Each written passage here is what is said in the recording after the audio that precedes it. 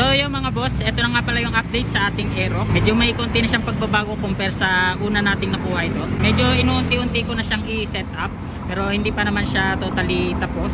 Ang gusto ko lang talaga is clean build. May mga ilan na ako pinaayos, gaya nung mugs ko. Yan, pina-repaint ko lang, stock pa rin yan. Ang kulay ng mugs ko is RCB white. Tapos sec bill visor. Ito. Yan, sec bill yan. May mga sec bill kasi na medyo short lang. Ito mas mahaba to. Lagpas siya dito sa may kanyang gauge. Bali itong side mirror natin is papalitan din natin. Actually naka-order na ako. Hinihintay ko na lang dumating. Tapos ikakabit na lang natin. Tapos itong ilaw natin sa harap, naka-LED dual contact ako. Tapos ito yung bago. Dati kasi stock yung kulay nito, ngayon ginawa ko ng puti para mas makuha ko yung clean build talaga na kailangan ko. Isinabay ko na rin sa pagpaparepaint itong kanyang swing arm. Kasi puro bakbak na to nung nakuha ko. Protection para sa plaka. Ayan. Yan, naka-stock pipe pa ako.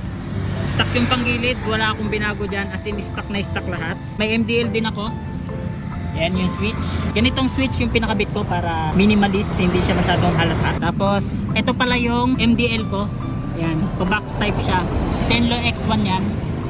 Ang ginamit kong bracket is parang flat bar na pa letter L. Kinakabit siya dito sa may kabitan ng signal light. Ito pa lang mga switch ko. Yan, hindi na to stock pero mura lang to. Kung hindi ako nagkakamali, parang hindi pa siya abot ng 300 pesos. Pero yung mga stock is maganda naman. Kaya lang kung gusto niyo ng hazard, yan, may hazard na to. Tapos may passing light na rin. Kabit na rin pala ako ng monorack bracket para sa top box. Pero bihira ko lang kinakabit yung top box kapag kasama ko yung partner ko. Kumbaga naka-ready lang yung kanyang kabitan ng top box para kung sakaling may mahabang biyahe. Tapos ito pa pala, binigay lang kasi sa akin to, gawa ng sira na yung sa akin. Pero papalitan ko rin to. Yan, ang balak ko kasi palitan to nung may mga black din siya pero may halong silver.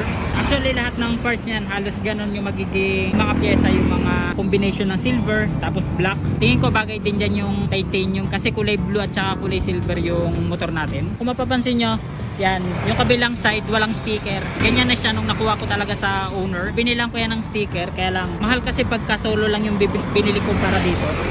So binili ko set kasi kailangan ko rin yung dito sa gilid. So set yung binili ko, panigurado ang dami matitira nun. Gagawa ko na lang ng paraan kung saan ko ilalagay. Sa loob naman ng compartment ko, nagkabit ako nitong under seat organizer para lang hindi kalat yung mga papeles ko or mga ilang bagay na kailangan naka-organize. Gaya nito, yan yung charger ko. Yan, pakita ko na sa inyo. Yan. Itong charger ko is Mukoto. Yan, goods na goods to. Tagal ko na rin ginagamit to sa long ride. Ito yung mga papel ko.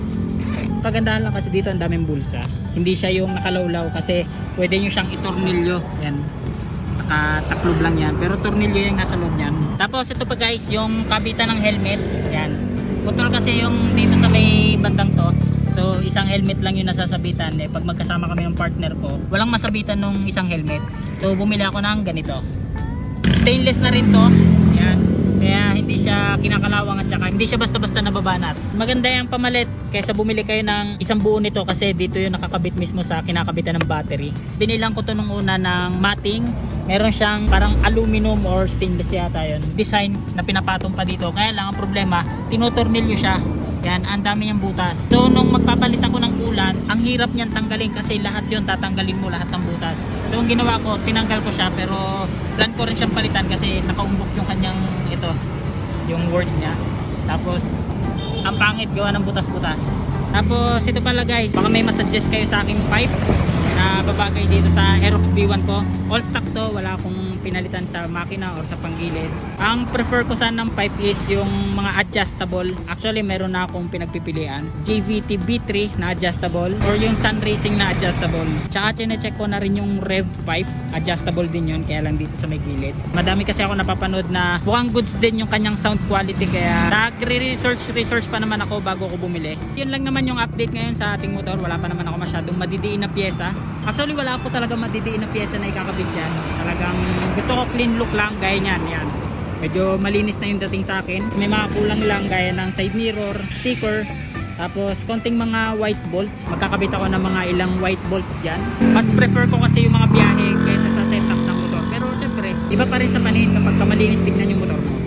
So yan yung setup ng Aerox V1 ko. Bigyan ko lang ng konting montage kasi ang linis ng dating niya ngayon.